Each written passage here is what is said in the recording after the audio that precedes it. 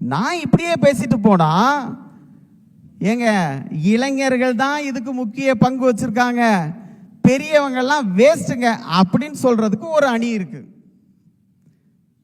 நானே சொல்லிக்கிட்டு இருந்தா போறாதுல்ல, அவங்கள பேச விடுவோம், அவங்களுக்கு வழி விட்டு. இப்போ அந்த இளைஞர்களே நாட்டின் வளர்ச்சிக்கு பெரிதும் துணை நிற்பவர்கள் அப்படின்ற அணிக்கு தன்னுடைய முதல் வாதத்தை வைப்பதற்கு அந்த அணியினுடைய தலைவர் சதா பஷீர் 2ஆம் ஆண்டு ஐடி மாணவி அவர்களை அழைக்கிறோம்.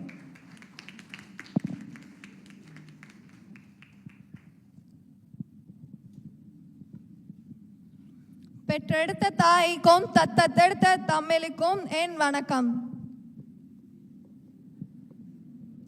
பெற்றெடுத்த தாய்க்கும் தத்தெடுத்த தமிழுக்கும் என் வணக்கத்தை சொல்லி எனது உரையை ஆரம்பிக்கின்றேன். கொள்ளை நிலவில் கழிப்பது இன்பம், கொட்டும் மலையில் குளிப்பது இன்பம், தவணை முனையில் நினையும் போது திருட்டு துளிகள் தீண்டுவது இன்பம், திரவச்சாலை கூடும் நதிகள் திரைகள் போட்டு பாட்டும் துளிகள், பழைய மார்பில் சுரக்கும் அருவி மசக்கை நடக்கும் மாலை தென்றல், எல்லாம் இன்பம் எல்லாம் இன்பம், இயல் இன்பம் இசை இன்பம் நாடகம் இன்பம், தமிழே தமிழருக்கு இன்பம். எனினும் எங்களை போன்ற பேச்சாளருக்கு எது இன்பம் என்று தெரியுமா? உங்களை போன்ற இளைஞர்கள் முன் பேசுவதே ஆகும். சரி, அதெல்லாம் நான் விடுறேங்க. தன்னோட பரபரப்பான பிஸி ஷெடியூலையும் விட்டுட்டு எங்களுக்காக எங்க பேச்சை கேட்க வந்திருக்க ஜான் கென்னடி ஐயா அவர்களே, அதுக்கப்புறம் எங்களால முடியும் அப்படின்னு சொல்லிட்டு எங்களை பேச விட்டுருக்க ஆசிரியர் அவர்களே, பிசிக்ஸ் பீரியட் கட்டடிக்கலாமா? ஒரு நிமிஷம், நீங்க இளைஞர்களேன்னு தானே பேச வந்திருக்கீங்க, பெரியவர்களை வாழ்த்துறீங்களே அதான். இல்ல ஐயா, சரி. பிசிக்ஸ் பீரியட் கட்டடிக்கலாமா இல்ல மேக்ஸ் பீரியடும் சேர்த்து கட்டடிக்கலாமா அப்படின்ற தாட்ஸ்ல மட்டுமே உட்கார்ந்துருக்கோம் மாணவ மாணவிகளே. டீ தருவாங்களா இல்ல பச்சும் சேர்த்து தருவாங்களான்னு யோசிச்சு கொண்டு இருக்கோம் லாஸ்ட் பெஞ்ச் அவர்களே. இவங்களெல்லாம் விட இவ என்ன பேசுவா, இவளை நம்ம எப்படி கலாய்க்கலாம் அப்படின்னு என்னோட சக போட்டியாளர்களே, எனக்கு தான் நான் பேசுறது கரெக்ட் தான் சொல்லிட்டு தீர்ப்பளிக்க வந்திருக்கோம் நடுவர் ஐயா அவர்களே. சரி, உங்க எல்லாரையும் பார்த்து நான் கேட்கிறேன், தம்பி உன்னை பார்த்து நான் கேட்கிறேன், சரி வேண்டாம் பா உன்னை பார்த்து நான் கேட்கிறேன், சரி ஐயா நான் உங்களே பார்த்து கேட்கிறேன். என்னம்மா தீர்ப்பு சொல்லணுமா? இல்ல நான் கேட்கிறேன் ஐயா, நாட்டின் வளர்ச்சிக்கு பெரிதும் துணை நிற்பது இளைஞர்களா பெரியவர்களா? நீங்களே சொல்லுங்களேன். நாட்டின் வளர்ச்சிக்கு பெரிதும் துணை நிற்பது இளைஞர்கள் தான். அதுக்கு தான் நான் இப்ப பேச வந்திருக்கேன். சரி, அதெல்லாம் விடுங்க. ஒரு ஆரஞ்சு கலர்ல காவி கலர்ல டர்பனும் காவி கலர்ல சேலை மாதிரியான ஒரு வடிவத்தையும் ஒரு ட்ரெஸ்ஸா ஒருத்தவங்க அணிஞ்சிருப்பாங்க. அவங்க யாருன்னு உங்க யாராச்சும் யோசிக்க முடியுதா? இல்லைங்க, நீங்க வேற ஏதோ சொல்றீங்க. நான் கேட்கறதுக்கு பதில் சொல்லுங்க. நம்ம குமரி மாவட்ட பிள்ளைகள் இருக்கீங்களா? குமரி மாவட்டத்துல இவருக்குன்னு ஒரு மண்டபம் இருக்குங்க. சுவாமி விவேகானந்தர். இன்னைக்கு என்ன நாள்? ஜான் 12. இன்னைக்கு இளைஞர்கள் தினம். சுவாமி விவேகானந்தர் என்ன சொன்னாரு தெரியுமா? அவரோட வாசகம் தெரியுமா? என்னிடம் 100 இளைஞர்களை தாங்க, நான் இந்த உலகத்தையே மாத்தி காட்டுறேன்னு சொல்றாங்க. அவர் என்ன 100 பெரியவங்களையா ஐயா கேட்டாங்க? இவங்க சொல்றாங்க நாட்டோட வளர்ச்சிக்கு பெரிதும் துணை நிற்பது பெரியவர்கள் தான்ட்டு. அவர் கேட்டதே வெறும் 100 இளைஞர்கள். அந்த 100 இளைஞர்களை என்கிட்ட தந்தா நான் இந்த உலகத்தையே மாத்தி காட்டுவேன்னு சொன்னதாங்க. நீங்க சொல்லுங்க மக்கா, நம்ம குமரி மாவட்டக்காரங்க தானே, அப்ப இளைஞர்கள் தானே. நீங்க சொல்லுங்க, நாட்டோட முன்னேற்றத்திற்கு காரணம் யாரு? இளைஞர்கள் தான். சரி, ஓகே, அதெல்லாம் விடுங்க. இப்போ ஃப்ளட் வந்துச்சு. அந்த ஃப்ளட்டுக்கு கொண்டு எந்த பெரியவங்க உங்களுக்கு வந்து இறங்கி எல்லாம் கொடுத்தாங்க? தான் வீட்டுக்கு இருந்தா போதும், தனக்கு இருந்தா போதும் தான் நினைச்சிட்டு இருந்தாங்க.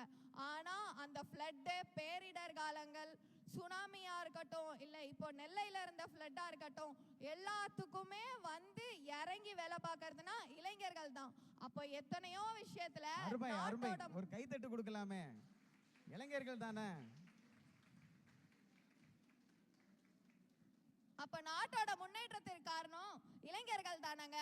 சரி, நான் இந்த மாதிரிலாம் பேசி போர் அடிக்காம ஒரு டைலாக் சொல்லலாம்னு நினைக்கிறேன். அலங்காநல்லூருக்கு அடங்காத ஒரே காலை, வாடிவாசல் திறந்ததும் வந்துருவான் பாரு. பிஜிஎம் போடு, போடு பிஜிஎம் போடு. ஆள போறான் தமிழன். இந்த ஜல்லிக்கட்டையே முடக்குனாங்க. அந்த ஜல்லிக்கட்டுன்னு சொல்லிட்டு இறங்கி போராடினது யாரு? பெரியவங்களா? இளைஞர்களுங்க. அப்படின்னும் போது நாட்டோட வளர்ச்சிக்கு காரணம் இளைஞர்கள் தானங்க. எப்படி நம்ம பெரியவங்கன்னு சொல்ல முடியும்? சரி, அதை கொடுங்க, விடுங்க. இப்போ இன்ஸ்டால எல்லாரும் இருப்பீங்க, ஒரு வைரலான ஒரு வீடியோ பார்த்திருப்பீங்க. ஒரு பொண்ணு வந்து கத்துற மாதிரியான ஒரு வீடியோ. அந்த ஹக்கா அப்படின்ற ஒரு பழங்குடியினர் ஸ்லாங் பேசி அந்த பொண்ணு பாடும். அது வந்து வார் கிரை. அந்த பொண்ணு யாரு? ஒரு இளைஞர், நியூசிலாந்த சேர்ந்த பெண். யாதும் ஊரே யாவரும் கேளிருக்கின்றதுக்கு ஏற்ப எல்லா ஊர்லயும் எல்லா இடத்துலயும் ஓங்கி நிற்கிறது இளைஞர்கள் தாங்க. சரி, நீங்க வந்து நாட்டோட முன்னேற்றத்திற்கு காரணம் பெரியவங்கன்னு சொல்றீங்க. இங்க பஸ்ல போற பொம்பளை பிள்ளைங்களுக்கு தெரியும், நீங்க பஸ்ல நிக்கிறீங்கன்னா ஒரு பையன் உங்க பக்கத்துல நிக்கிறானா தைரியமா நிக்கலாம், ஒரு பயம் இல்லாம நிக்கலாம். அவன் உட்கார்ந்துருக்கானா அவன் கிட்ட கூட உட்காரலாம். என்னடா ரொம்ப சென்சிட்டிவான விஷயமாலாம் இருக்கு. ஏடா உண்மையா உங்களை நம்பி உட்காரலான்னு தான் சொல்றேன். பலத்தை கை தட்டி கொடுங்க, உங்களை நம்புறாங்க. ஆனா நின்னுகிட்டு இருக்கும் போது கூட ஒரு பெரியவங்க உட்கார்ந்துருக்காங்கன்னா தள்ளி நிப்போம் பெண்கள். அப்படியும் அவன் உரசாம இருக்க மாட்டான். அப்படின்னும் போது நாட்டோட முன்னேற்றத்திற்கு காரணம் இளைஞர்கள் தாங்க. இது மட்டுமா? பெண்கள் வந்து இருக்காங்க, அவங்கள முடக்கிறதே பெரியவங்க தான். பெண் இப்போ நம்ம கிளாஸ்ல எடுத்துக்கோங்க, ஃபர்ஸ்ட் மார்க் எடுக்கிறதா இருக்கட்டும், எல்லா இடத்துலயுமே பெண்கள் நல்லா வளர்ந்து வருவாங்க. அதை முடக்கிறது பெரியவங்க தான். ஒரு பொண்ணு கல்யாணம் ஆகி ஒரு வீட்டுக்கு போறா, திருமணம் ஆகி பின்பு போறான்னா அந்த வீட்டுல இருக்க மாமியார் என்ன சொல்லுவான்னு நினைக்கிறீங்க? நீ வேலைக்கு போக வேண்டாம், என் மகனுக்கு சமைச்சு கொடு, போதும். அவங்கள பொறுத்த வரைக்கும் அவங்க மகனை பார்த்துட்டு அவங்க குழந்தைங்கள பார்த்தா போதும்னு நினைப்பாங்க. ஆனா அந்த பொண்ணு வேலைக்கு போகணும்னு நினைக்க மாட்டாங்க. சரி, இங்க இருக்க நம்ம பசங்களை எடுத்துப்போம்.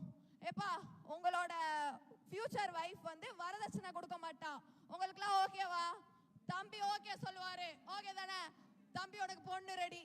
இப்ப பாருங்க, இப்போ வந்து நம்ம அக்காவே பாத்துறேன்டா, கவலைப்படாத. இப்போ வரதட்சணை வாங்காம கல்யாணம் பண்றதுக்கு பசங்க ரெடி, வரதட்சணை கொடுக்க மாட்டோம் பொண்ணுங்களும் ரெடி. நாங்க 2 பேருமே ரெடி. ஆனாலும் அவன் வீட்டுல இருக்க அவங்க அம்மா ரெடியா இருப்பாங்களா?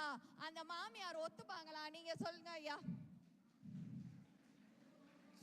சொல்றேன், நீங்க பேசுங்க.